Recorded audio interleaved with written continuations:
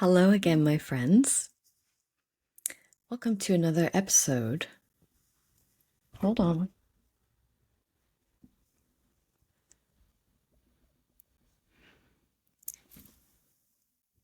Welcome to another episode, another recording of what since the first recording has become Sense, Feel, Transform. Perhaps you've noticed, perhaps not, but since the first recording I made just a few days ago, the quote-unquote 5-minute video that turned out to be 13 minutes, that intended video series has become a podcast.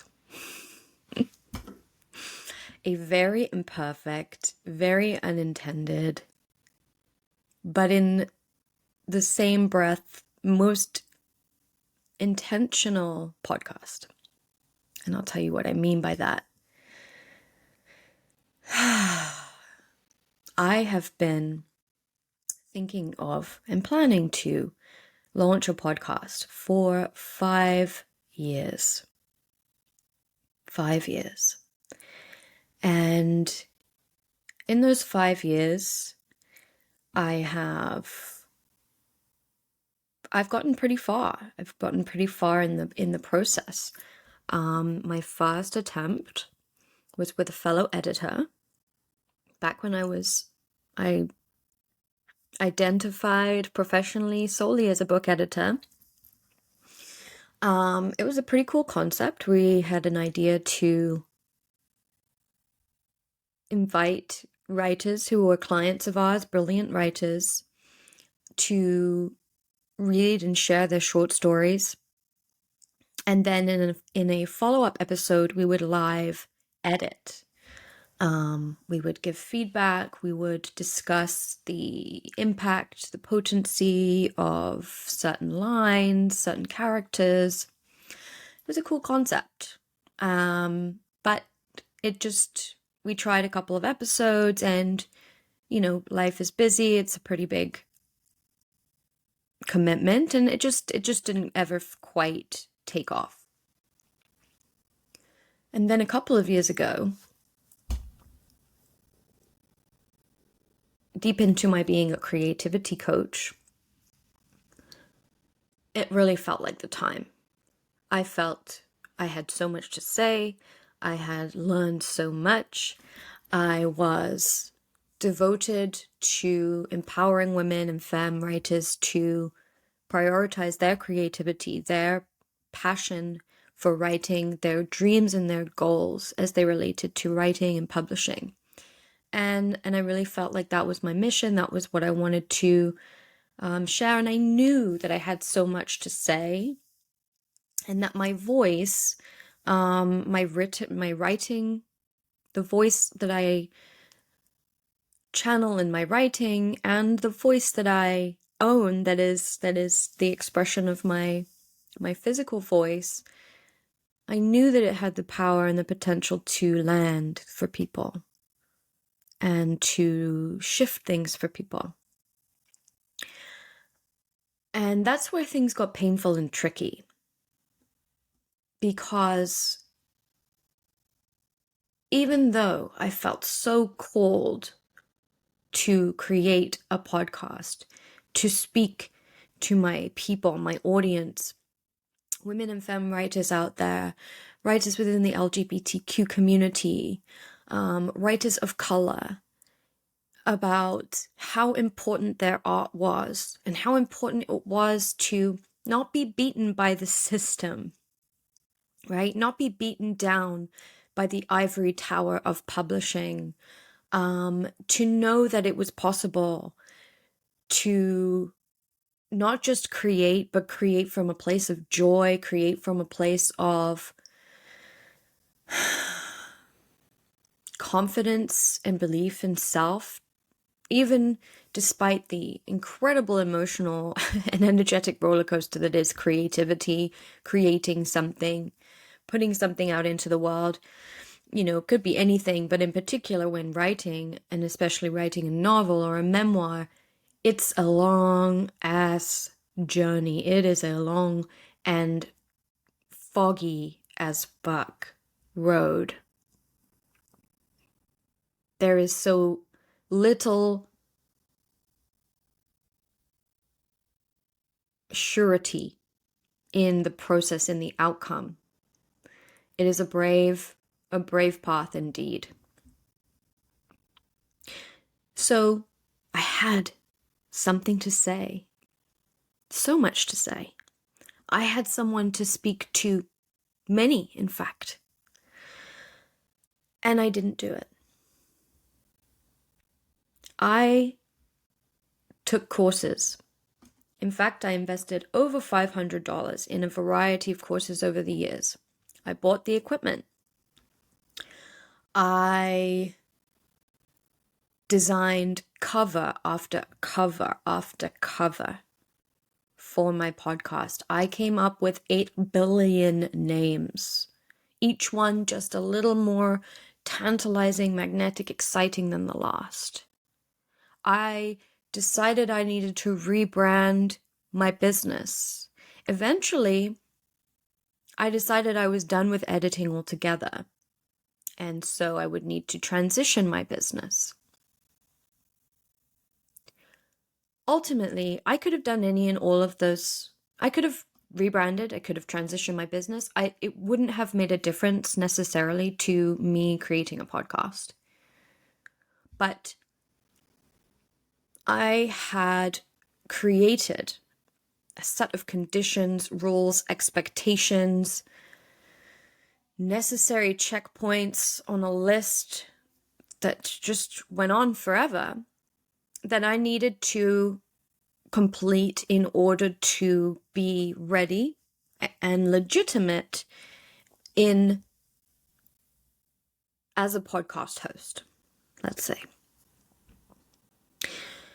And this is what I wanted to talk to you about today, because as I mentioned, what began as a 5-minute, the intention to record a 5-minute video to share with my email list from my previous business, to reintroduce myself, to give a little bit of insight into what it is I'm doing now, how it's, in many ways a very natural evolution of what I was doing, and in other ways feels very new, very different, and certainly is maybe very unfamiliar to a lot of people out there.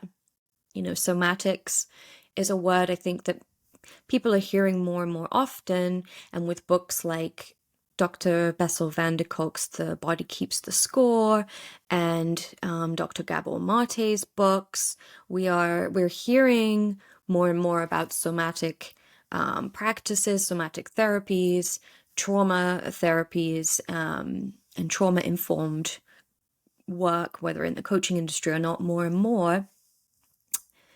Anyway, that 5-minute video, which became 13 minutes long, just because I got on a roll, that intention immediately took on a life of its own. I immediately took that little window, that safe window that I'd created for myself, which I had an intention that this series of 5-minute videos would be a way to roll in to this practice of speaking and recording, of offering you value in this medium from my heart to yours. And as soon as I gave myself that little concession, that total compromise, that safe little window to practice within and to exist within, immediately I took that and ran with it. I occupied that space. I took more of that space than intended. And what had taken 5 years of spent energy, preparation, all of that time and energy and resources took me a morning I uploaded the video to YouTube privately to begin with. I wrote my email to my 800 subscribers. I thought, I'm going to download an audio version, an audio file, so that any of my my subscribers who want to listen but don't necessarily want to watch a video, they can do that whilst they're driving to get groceries or pick up kids or whatever it is they're doing in their very busy lives. And when I did that, the tool that I've just learned very quickly and briefly how to do this on asked me if I wanted to publish this to Spotify. And without any thought, I did. I clicked yes. When it asked me for the show notes, I wrote a little thing. I put a link for a discovery call if someone wants to work with me. I designed a podcast cover. It's not the ultimate one. I made up the name. This phrase, sense, feel, transform, just keeps coming to me. It's certainly not the sexiest name I've come up with. Certainly not the coolest, the most interesting. But it has something. And it communicates something. And again, I am unattached. I am okay with this imperfect action, this imperfect outcome. And it's imperfect action that I want to talk to you about, because I know from experience, and not just 5 years experience, a lifetime of experience, that I know what it feels like to get stuck.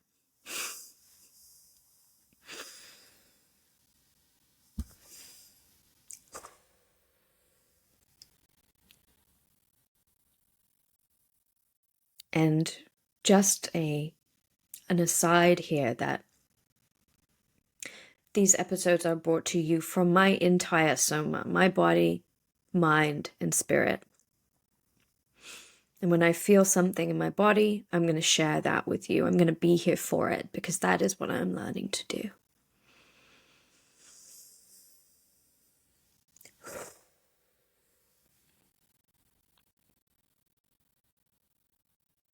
Being stuck. Just the words, the vibration, the memory brings me to tears today.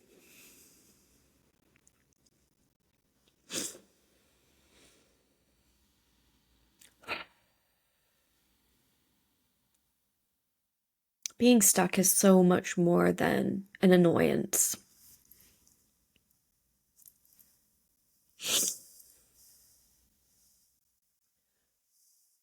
It's so much more than an inconvenience or a problem with your ability to just get going. And for me, and I will tell you my story, because that is where my experience lies. I consider myself, alongside a coach, or my preferred term, a guide, a companion on your journey, on a stretch of your long heroine's journey.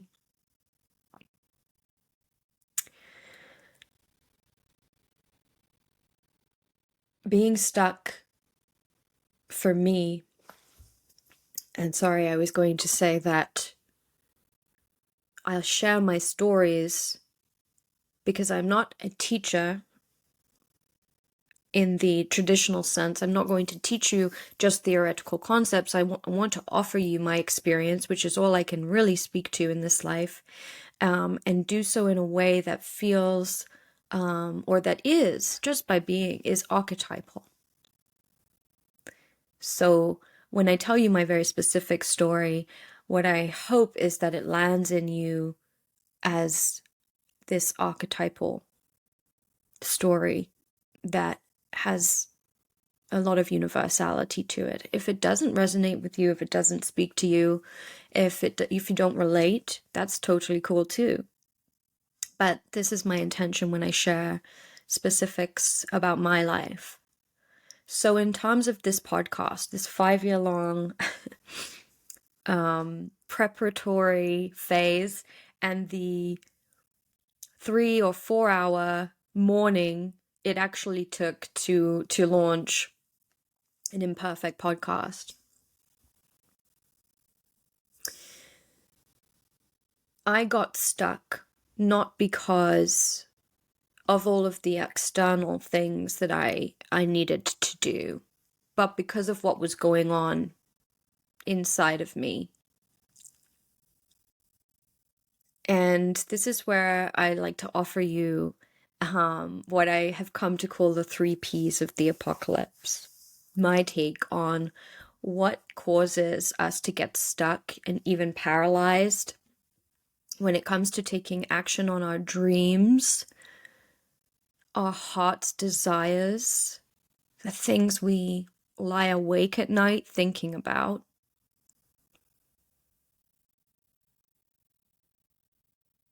The 3 Ps of the apocalypse, and why the word apocalypse is not, in fact, hyperbole. And these absolutely relate to why it took me 5 years and 1 morning to launch a podcast. So the first P of the apocalypse is perfectionism. When I was tinkering and diddling about with podcast covers, as the aesthetic creature that I am, who is very passionate about design, passionate about beauty, I was using perfectionism, my inherent learned perfectionism, to delay executing or acting on my desire. And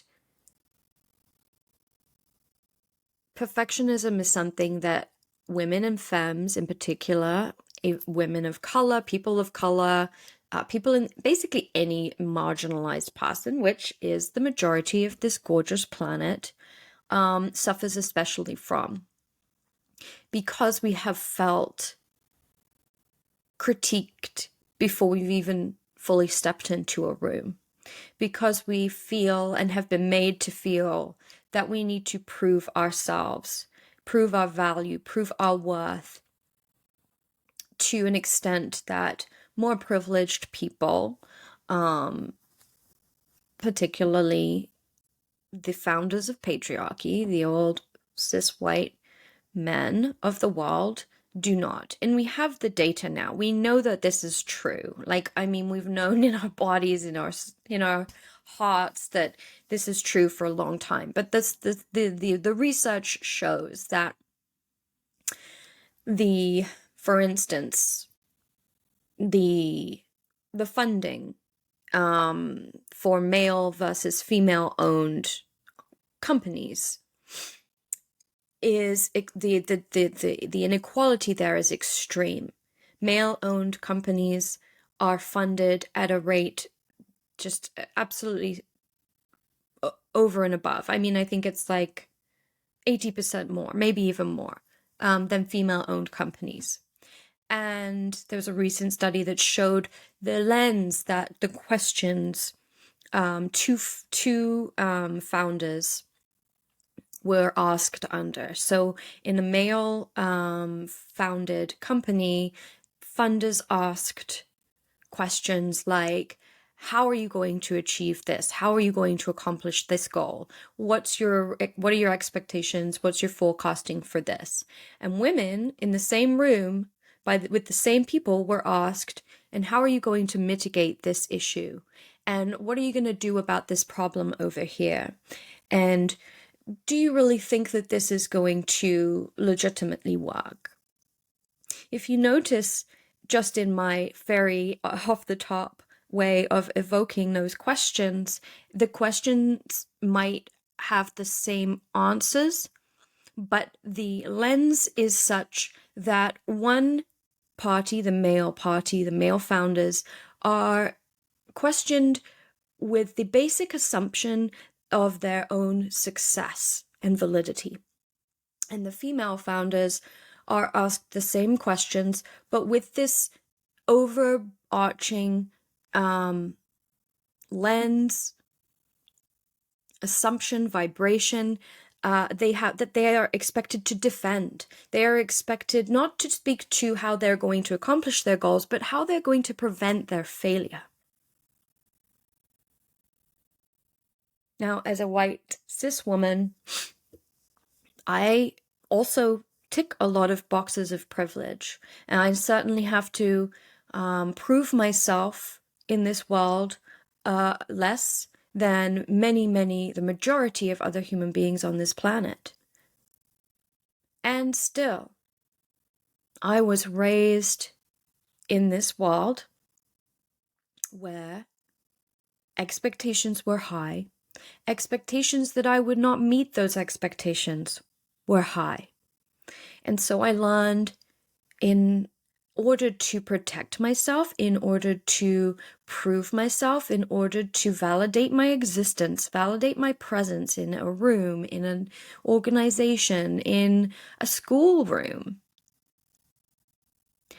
to shoot for perfection, to bring my absolute very best to everything, and to do so often at the risk or even at the expense of my health and well-being. And this is where, when we internalize these things and enact them, when we internalize perfection, let's be specific, and enact perfectionism, it becomes a self-perpetuating harm. Because we know on a basic level that humans are imperfect beings. There is no such thing as perfection in the human realm. It's not possible. It's also completely subjective. So no matter how hard you try for perfection, as a woman in particular, you cannot win, right? This is no news to you. How many times have we heard, read, understood that no matter how many plates we have spinning in life, no matter how we try to have it all, by working so hard, we will always be failing someone. If we want to become a mother, but we want to remain a professional, we're denying our children our full presence, all of our love.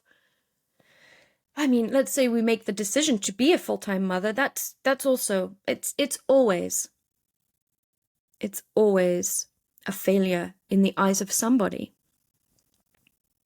So when we hold ourselves internally to these impossible levels of perfection, these impossible standards, we give ourselves very little chance to succeed or even take action. And that was really well exemplified in my iterating of podcast titles, podcast covers, intro music.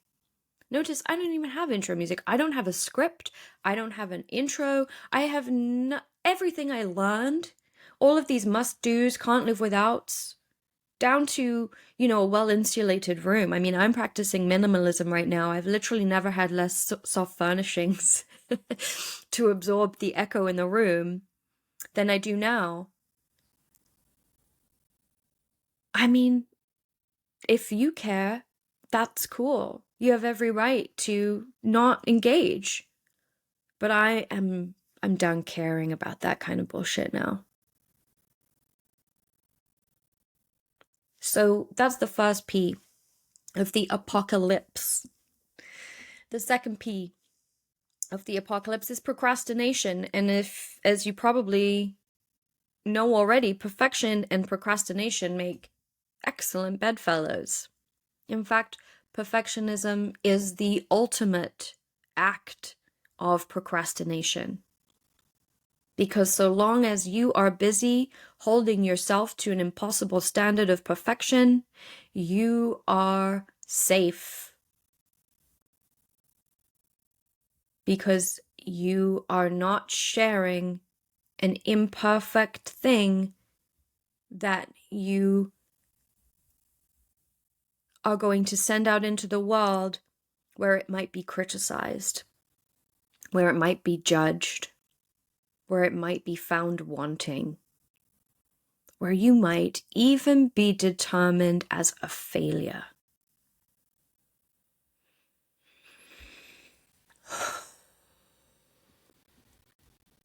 I mean, who has the right to call you a failure? Does that even really happen? I mean, maybe in the New York Times critics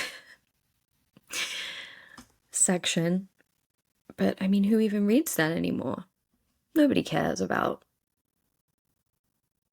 what critics have to say when they have something shitty to say. But we do listen to this cancel culture, right? We are in the midst of this cancel culture, and it feels very real. These threats feel very real. Procrastination protects us from vulnerability. Because when we create something, especially something that comes from our heart, that's taken a great deal of love and labor and vulnerability, the idea that we might put our heart out there on a platter for the world to see, finally, and it will be smashed and grabbed and blown to smithereens, is very real. It's very real. And that was my reason, absolutely, for procrastinating through perfectionism.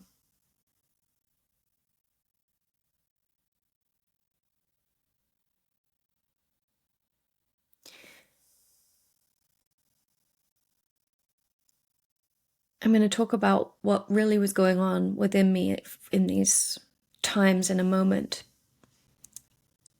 The third P of the apocalypse is passivity. And this one makes me emotional because, in fact, I would never have considered myself a passive person. And I think if you know me at all, if you've met me or worked with me, I doubt you would think of me as a passive person either. And yet, passivity has been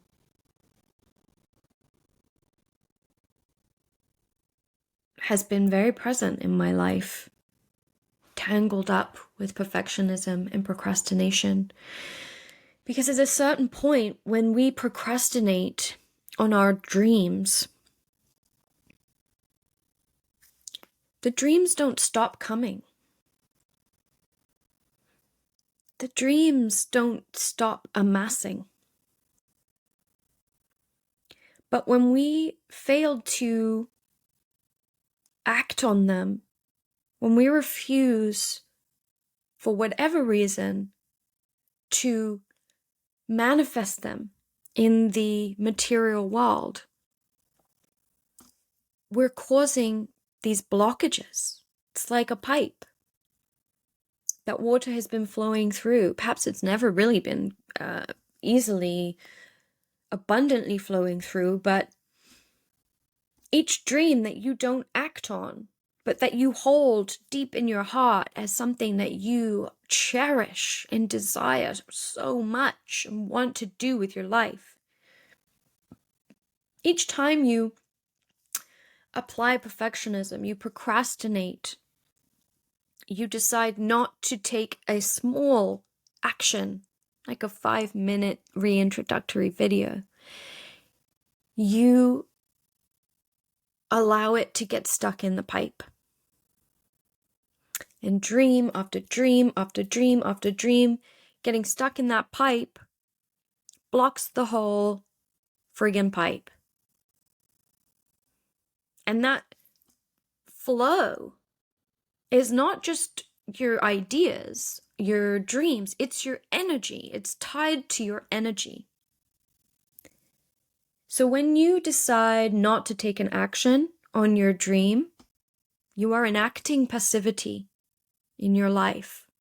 You are taking a passive position in your life. And don't get me wrong, I know how many good fucking reasons you can come up with as to why this is not the right time. These are not the right conditions. You're not ready yet. You just have to do this. You just have to do X, Y, Z. Well, let me tell you, from experience, that list will never end if you are feeling the way that you're feeling that causes you to suffer from acute perfectionism, procrastination, and passivity. These three things together equal paralysis. Paralysis. You all heard of analysis paralysis? That's the perfectionist's, curse. And I want to just talk quickly about why this is apocalyptic. To me, anyway. And I think you'll agree when you hear what I have to say about this, because it's one thing to succumb to perfectionism, procrastination, and passivity as a single human being, as you. You can tell yourself, who cares? It's just me. I'm not hurting anybody else by refusing to do this thing, by procrastinating, by poring over it and obsessing over it and never publishing it. It's not like anybody else is affected by my indecision or my inaction. So why do you care? Why are you pushing me? Why are you challenging me? The thing is, though, not only are you denying the world your gifts, your offerings, your art, your visions, you're also denying the world the pleasure and the honor and the paradigm shifting experience of witnessing someone, a woman, a femme identifying person, a person of color, a trans woman, a trans man. You are denying the world the joy and the utter paradigm changing experience of witnessing someone follow their fucking dreams. Of witnessing someone be a channel through which the inspiration of their most beautiful dreams can be enacted, can be embodied, can be created and made real on this earth. And when we do not believe enough in our dreams to make them real or try, because we can fail. That's okay. That's inevitable.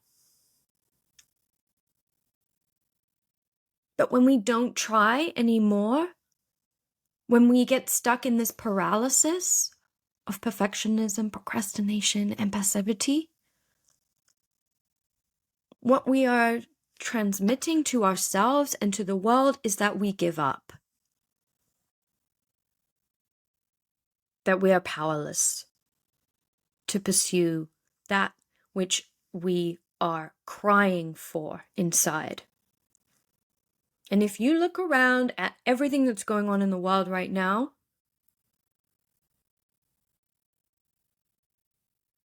choosing to remain paralyzed is a harm to our planet, because our planet needs dreamers. It needs visionaries. It needs creators. It doesn't need another person obsessed with fucking power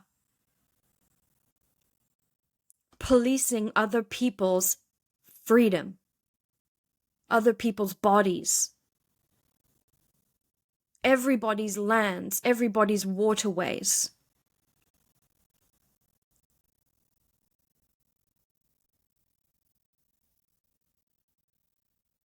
Your dreams, I'm going to assume, are not related to gaining ultimate power, entering into corrupt circles of power and sucking all of the money and resources that you can out of the world. Those people don't tend to have any problems when it comes to perfectionism, procrastination, and passivity. They don't tend to be passive drivers of their lives, right? They don't get to where they're going because they're worried they might offend someone. They're afraid that they might not be good enough. That's not a problem that those kinds of people have, sadly. They could use a little more of it. Because those feelings are healthy expressions of community consciousness. Just a little exacerbated, just a little overwrought. So when I say that perfectionism, procrastination, passivity are the 3 P's of the apocalypse, I really fucking mean that. And I also really understand why you might be in that position, why you might be paralyzed right now.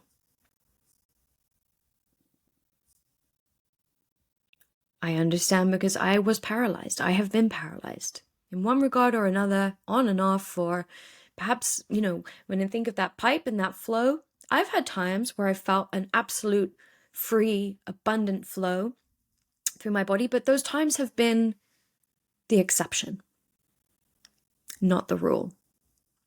And now I understand why.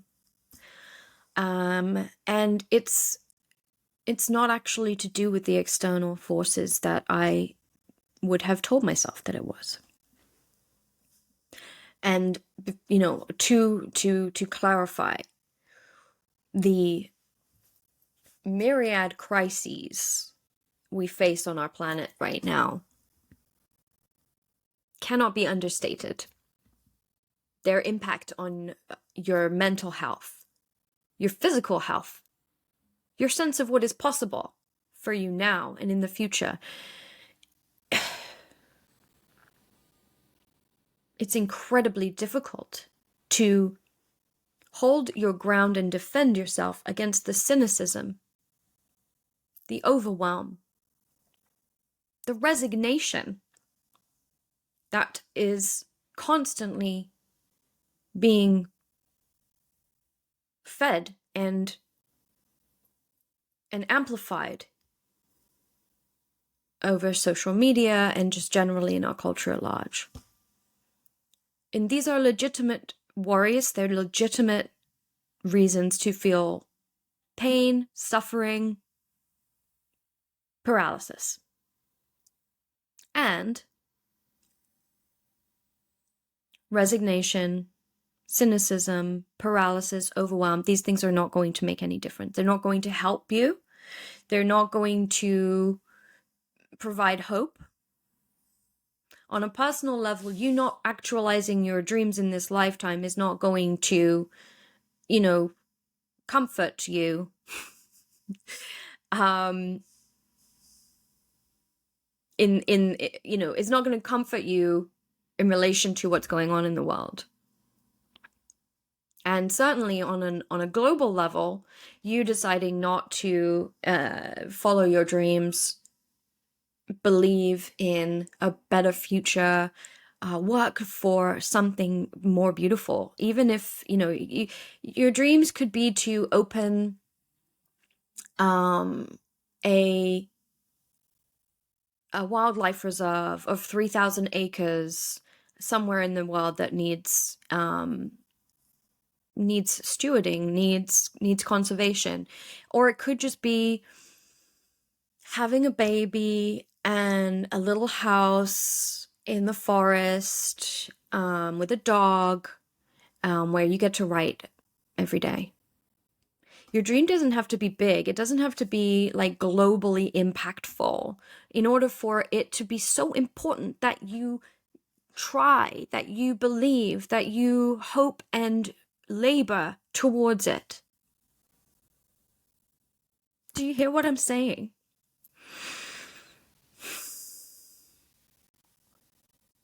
Your dream is not selfish. So long as it does not harm on other people, no dream is selfish. It can't be selfish because it's a dream. It doesn't come from selfishness. It doesn't come from the setting sun world, as Buddhists call so much of what we see in our culture now. It comes from the land of the rising sun, the eastern sun, a place where everything about this world is already perfect. Everything about you is perfect. So, to summarize, I didn't even get into the physical reasons why we feel this way. And I'll do that quickly because it's absolutely vital. So, and also how to overcome, what do we do about this? What do we do about this paralysis? We take imperfect action, right? If that's a simple, if you can take a small imperfect action and that be enough to create the domino effect of you feeling like you're flowing in the direction of your dreams, that is amazing. That is how it worked out for me this week, how it is working out for me lately. For me, that is to get to this place that some of you might be able to get to just lickety split. It's taken me many years of healing, spiritual healing,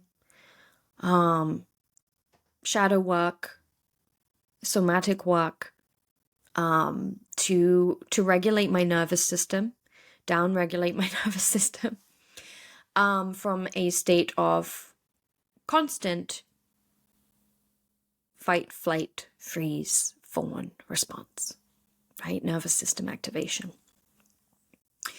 So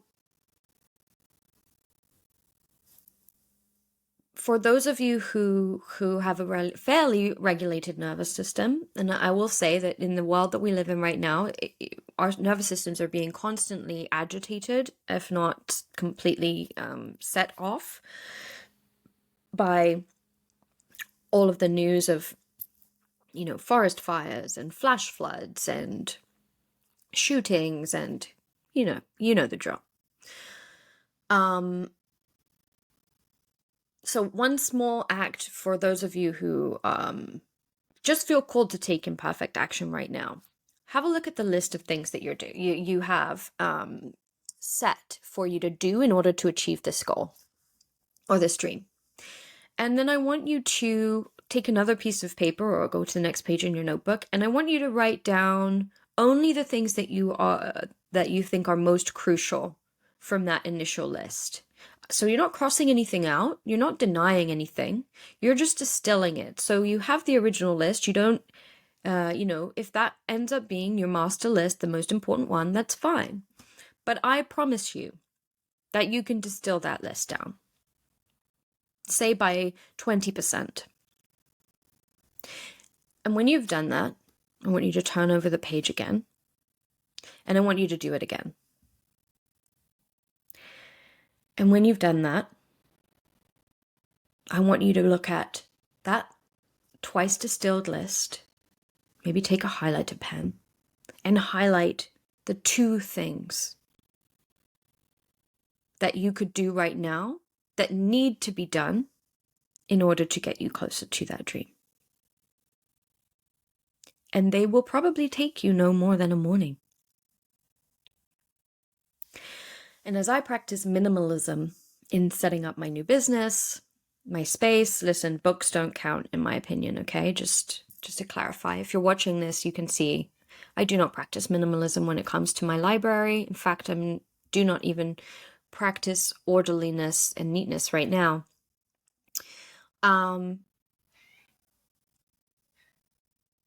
Taking things off your list, your plate, your tray does feel incredibly liberating. And once you begin, it's infectious, right? You start taking momentum. This could be like editing your wardrobe, your closet of clothes. It could be like emptying drawers. I don't know about you, but I love a good purge. I love taking stuff to the thrift store, to the charity shop that I just don't have use for anymore. That will be better used for someone else. And the same can go for your freaking to-do list. Minimalize it. And if you take that imperfect action and you feel physically activated by it, so taking that action, you've done it, and instead of feeling good or just okay about it, neutral, you feel terrified. You feel fully activated. You feel like freaked out. You feel worried. You're like, oh my God, I posted this thing. Kate told me to post this thing, and now I'm fucking freaking out. I'm like, I feel anxious. I'm shaky. I meditated. I drank water. I took an early night, and I still feel activated to my core. That is a sign, baby, that your nervous system needs some love. That this is more than just a surface level procrastination or delaying or, excuses. This is the reason that you are procrastinating, that you are feeling paralysis, is because your system, your somatic system, body, mind, spirit, feels like it's under fire. There is an underlying sense of danger, of threat, that feels extremely real, and therefore is real to you, that your body is holding on to and unable to metabolize. And this is where I was through the entire running of my previous business, beyond. This is deeper work, right? This is going to take some time. And in the next recording, I will share with you a few tips, a few accessible tools and practices that you can use in order to begin to intentionally and mindfully regulate your own nervous system, because that can be done. And this is a game changer for everyone, not just those of us with who have had in their lives a completely fried nervous system.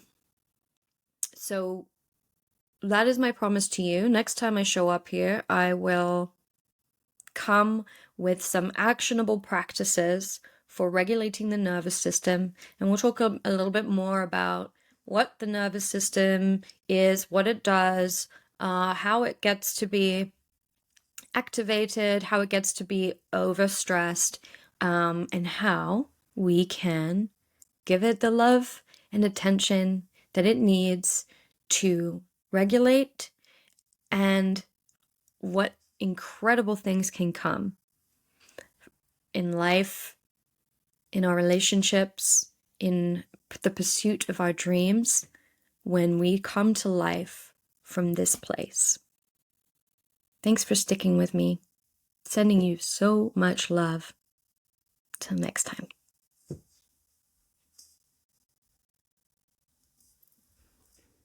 Olive!